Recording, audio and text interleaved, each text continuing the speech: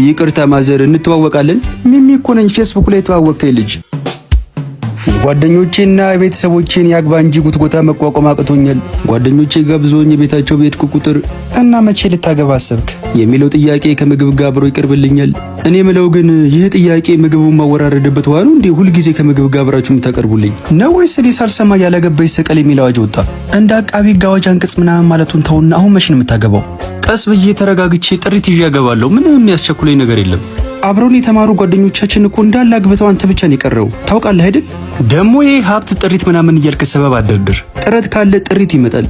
እኔና ቅድስት ስንጋባ አባቴ ሰርጋችን ቀን ከሰጠን ቪላ ቤትና የሷ አባት ጎጆ ሞጫ በለው ከሰጡን 5 ሚሊዮን ብር ውጪ 5 ሳንቲም የሌለን ደዎች ነበርን። የድህነት በረከታችሁ ይደርብኝ አልኩ በልቤ። ኤርሚ የተናገረው ነገር ትክክል ነው። ፍቅር ካለ ሰው ሰርቶ መለወጥ እንደሚችል እኛ ጥሩ ማሳያዎች ነን። ስለዚህ ሰበብ ማብዛትን ተውና አግባ። በቃ እግዚአብሔር ያለ ቀን አገባለሁ። ምን ነው ባለፈው ከደረቅ ኪሴ ብር ሳውጣ ስታዩኝ ያረጀው መሰላችሁ እንዴ? ገና አንድ ፍሬ ልጅ እኮ ነኝ። ልደግበት እስቲ። 2 ፍሬ ይዘ አንድ ፍሬ ነኝ ማለት አይከብድም ነው ወይስ አንዱን በሰርጀሪ ያስወጣው? ካላገባማ ሁለቱንም ቢያስወጣውስ ምን ያደርግለታል? ተባባሉና ተሳሳቁ። እኔም አንገቴን አቀርቅሬ ሙሉ ትኩረቴን እህሉ ላይ አደረኩ።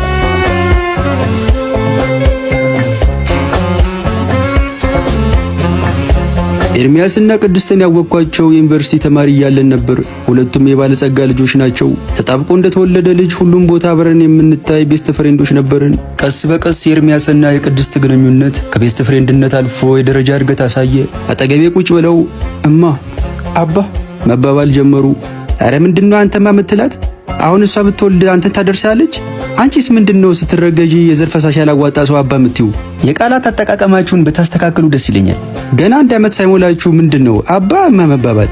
እጭ አንተም እንደ እናት ምትንከባከብ እማ ያልክ መጠራት ሚስት ተነሽማ እንሂድ አላትና እጅ ለእጅ ተያይዘው ሄዱ። በእማና በአባ የተጀመረ ፍቅራቸው በመጨረሻም እንደ አበባ ባማረ ትዳር ተደመደመ።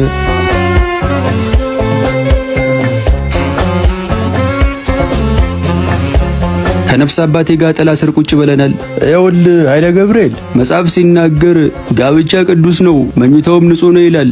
ስለዚህ አንዲቷን ጨዋ አግብተህ ተሰብሰበ መቀመጥ አለብህ። ወላጆችህንም በሕይወት እያሉ አስደስታቸው እንጂ ካንተ ውጪ ማን አላቸው? እግዚአብሔር የፈቀደ ቀን አገባለሁ ብዬ እኮ ነው አባ። እሱም ዝም አለ። እንግዲህ ግራ ገባኝ። ግራ መጋባቱን ትተህ ዞር ዞር እያልክ ግራ ጎንም ብትፈልግ ይሻላል ነው ወይስ ሚስት እንደምና ከሰማይ ይወርድልኛል ብለህ እየጠበክ ነው? አትፍዘዝ እንጂ ነቃ በል። ሴት ልጅ ደግሞ በተፈጥሮዋ ነቃ ያለና ለነገ ሕይወቷ የሚያስተማምናት የብረት መዝጊያ የሆነ ወንድ ላይ ነው ልቧ የሚከጅለው። ስለዚህ አትደንዝዝ አለ ገብርኤል። እኔም አይነ ጥልሃ እንዲገፈፍ ጸልይልሃለሁ።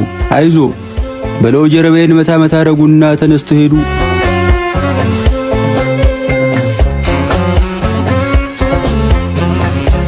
ከቤተሰቦቼ ጋር ሳሎን ቤት ቁጭ ብዬ እያወራው ነው። አባቴ ዘለግ ያለ ሳል ካሳለ በኋላ በሞተር ድምፅ አንድ ጊዜ ተናፈጠና እንግዲህ እንደምታየኝ ጉንፋን እያንደፋደፈኝ ነው። ሳላመልጥ በፊት አግብተ ወልደ የልጅ ልጅ ብታሳየኝ አይሻልም? አባዬ ደግሞ ትንሽ ባሳለን ባስነጠሰም ቁጥር ስለሞት ማውራት ትወዳለህ። ኮሮናም ለጠዜ ደረስክ ሰውዬ፣ ምንድነው ለጉንፋን የምትደነግጠው? ቁፍጠን በል እንጂ አንተ ስለ ትዳር ሲወራ ተደነግጥ የለም እንዴ? ምን እሱ ይገርምሃል አለችኝ እናቴ። እማ ደግሞ ማይገናኝ ነገር ማገናኘት ትወጃለሽ። አሁን ጉንፋንና ትዳር ምን አገናኘው? ግጥም አድርጎ ነው እንጂ የሚገናኘው። አንተም እኮ ትዳር እንደ ጉንፋን ይሆነብህ። ልክ ስለ ትዳር ሲወራ የሌለብህ ሳልና ተኩሳት ይጀምራል። ደግሞ በስለት ያገኘን አንድ ልጃችን መሆንህን አትርሳ። ዓለምህን ማየት እንፈልጋለን። ዓለምህን ማየት እንፈልጋለን ብላችሁ አካልባችሁ ዓለሜን የምትበጠብስ የለ እንዳትጥሉኝ ነው የምፈራው። ይኸውልህ ደግሞ አንተ ብቻ ለማግባት ወስን እንጂ የት ቤት ይዣ ትገባለሁ ምናምን ብለህ እንዳታስብ።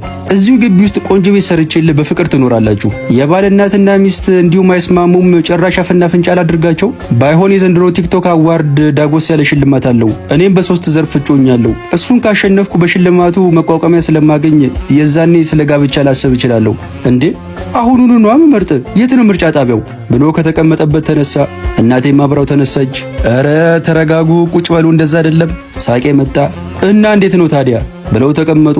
የምትመርጡት እዚህ ቁጭ ብላችሁ በስልክ ነው እንጂ እንደ ፖለቲካ ምርጫ ጣቢያ ሄዳችሁ ኮሮጆ ውስጥ ወረቀት በመክተት አይደለም። እኛ ታዲያ ስንመርጥ የኖርነው ምርጫ እሱ ነው። ሌላውን በምን እናውቃለን ብለህ ነው። እሻውን ለማንኛውም እጩ የተደረኩባቸውን ዘርፎች ልንገራችሁ። አሃዮ ሚስት ከማጨት በፊት አንተ ቀን መታጫ አይደል? በልሽ ንገረን። በቤስት አርቲስት በጂፓወር አዋርድ እና በጭላሎ አዋርድ የታጨሁት እግዚአብሔር ብሎ ባሸንፍ ቀጥታ ሙሉ ግቢ ከራይና የዓመት ክራዩን ዘግቼ አበባ የመሰለች ሚስት ነው ማገባው። አይዞ ባለፈውም 10 ሚሊዮን ብር ሎተሪ ደርሶ ተበልተሃል። በዚህ ትካሳለ።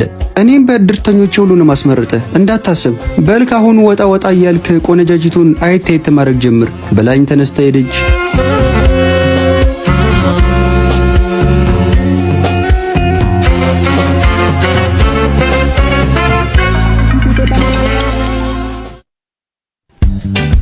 ካፌ ቁጭ ብዬ ፌስቡክ ላይ የተዋወቅኳትን ልጅ እየጠበቅኩ ነው። ሴት ቀጥሬ ሳገኝ የመጀመሪያ በመሆኑ የደስታና የድንጋጤ ስሜት ውስጥ ነኝ። ድንገት የሆነች ሴትዮ ወደ ውስጥ ገባችና የኔ ቆንጆ ቆየሁብህ አይደል ይቅርታ ብላ ጉንጬን ስማኝ ቁጭ አለች። ሴትዮዋን ሳያት የ60ዎቹ ዕድሜ አጋማሽ ላይ ያለች ባልቴት ናት። ግራ ገብቶኝ ይቅርታ ማዘር እንተዋወቃለን? ሚሚ እኮ ነኝ ፌስቡክ ላይ የተዋወቅከኝ ልጅ። አላመንኩም። እንዴ ፌስቡክ ላይ ሳይሽ ወጣት ሴት አልነበርሽ እንዴ? ከመቼ አረጀሽ? በመሃል እኮ ወደ አውሮፓ ወጣ ብዬ ነበር። ያው እነሱ ደግሞ እንደምታውቀው 8 ዓመት ከኛ ወደፊት ይቀድማሉ። በዛ ምክንያት ነው ትንሽ ያረጀውብህ አለችኝ። ሚሚ ትመጣለች ብዬ ስጠብቅ ማሚ መታ ጠበቀችኝ። ቆይ አንዴ ሽንት ቤት ደርሼ ልምጣ አልኩና ተነስቼ ከአካባቢው ተሰወርኩ።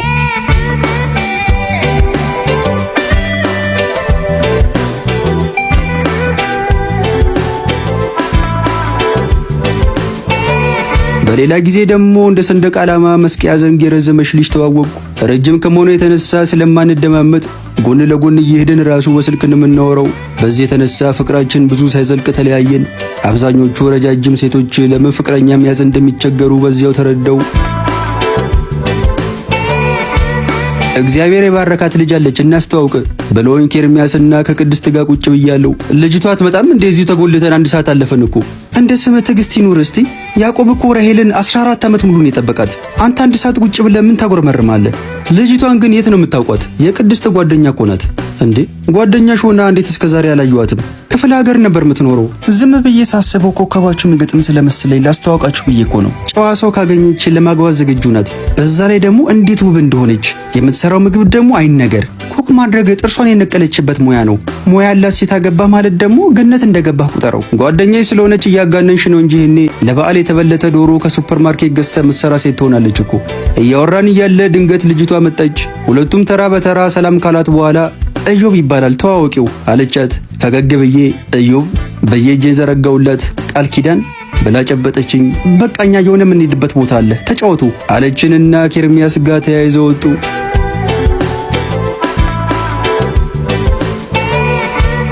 እኔና ቃል ኪዳን ፊት ለፊት ተፋጠን ቁጭ ብለናል። ወሬ ለመጀመር ያህል ኩክ ማድረግ ጥርስሽን የነቀልሽበት ሙያ ነው ተብሏል። እውነት ነው አልኳት። አዎ ብላ ፈገግ ስትል የፊት ጥርሶ የለም ወልቋል። እንዴ የምር ነው እንዴ ጥርስሽን የነቀልሽው? ደነገጥኩ። አዎ ግን የነቀልኩት በሙያ ሳይሆን በጠብ ነው። በድብድብ መሃል አገላግላለሁ ብዬ ገብቼ ነው ጥርሴ የወለቀው። አንድም አዲስ አበባ የመጣሁበት ምክንያት ጥርሴን ለማስተከል ነው። ጥሩ የጥርስ ሐኪም ታውቃለህ እንዴ አለችኝ። እንዴ በሚገባ በእናትህ አሁኑኑ ውሰደኝ። እሺ አልኳትና ዶክተር ሰላሚና ጋር እስማኤል የጥርስ ሕክምና ወሰድኳት። ያለበረኛ ለብቻው የቆመ የጎል መረብ የመሰለ ጥርሷ ተተክሎ እንደ ሀሊማ የተፍለቀለቀች ወጣች።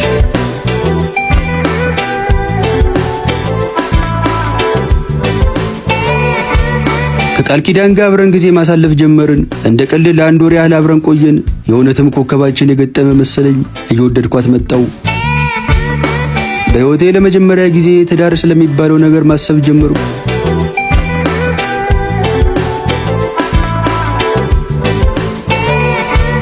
የሆነ ቀን አብረን እየሄድን ተንበረከኩና የገዛሁትን ቀለበት ከኪሴ አውጥቼ የኔ ቆንጆ ታገቢኛለሽ አልኳት። እንዴ ይሄ ትናንት የገዛው ሱሪ አይደል እንዴ? ይቆሽሽባል ተነስ ብላ አፋፍሳ ካነሳችኝ በኋላ ከዛሬ ነገ እነግራለሁ እያልኩ ፈርቼ ነበር ዝም ያልኩት። ከፍቅረኛዬ ጋር ታርቀናል። ከሳምንት በኋላ ወደሱ መለሳለሁ። የማይሆን ተስፋ ስለሰጠው በጣም ይቅርታ። በላይም በቆምኩበት ትታኝ ሄደች። እኔም ትዳር የሚባለውን ሐሳብ ለአንዴና ለመጨረሻ ጊዜ ከአንጎሌ ውስጥ አውጥቼ ጣልሁት።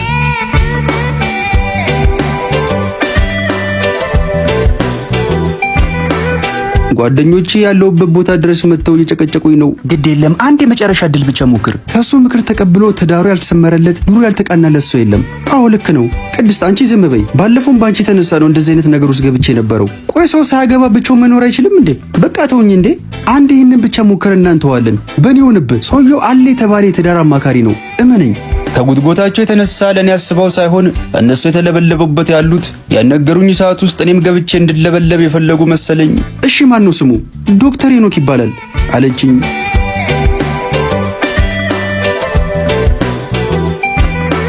የፍቅርና የትዳር ህይወት ሊቅ ነው የተባለው ዶክተር ቢሮ ሄጄ ቁጭ ብያለሁ።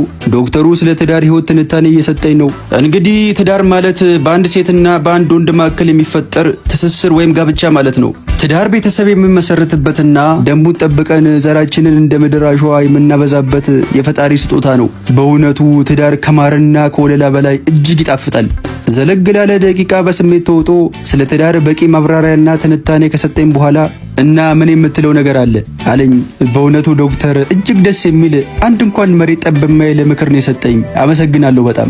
ምንም አይደል። ይገርምሃል፣ በኔ ምክር ብዙሃኑ ናቸው ትዳር መስርተው በፍቅር እየኖሩ ያሉት። በጣም ደስ ይላል። መቼስ እርሶን ያገባች ሚስት ታድላለች። እርሶስ ታዲያ እንዴት ነው የትዳር ሁኔታው? ወንበሩ ላይ ወደ ኋላ ለጠጣለና እኔ እንኳን ባለመስማማት ከ2 ዓመት በፊት ነው ከባለቤቴ ጋር የተፋታሁት አለኝ።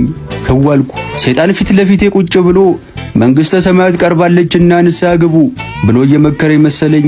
ምንም ቃል ሳልተነፍስ ቢሮውን ለቅቄ ወጣው። ትዳርማ ጥሩ ያውም ተወዳጅ አማካሪዎቹ አበላሹት እንጂ የሚል ስንኝ አንጎሌ ላይ ተመላለሰ።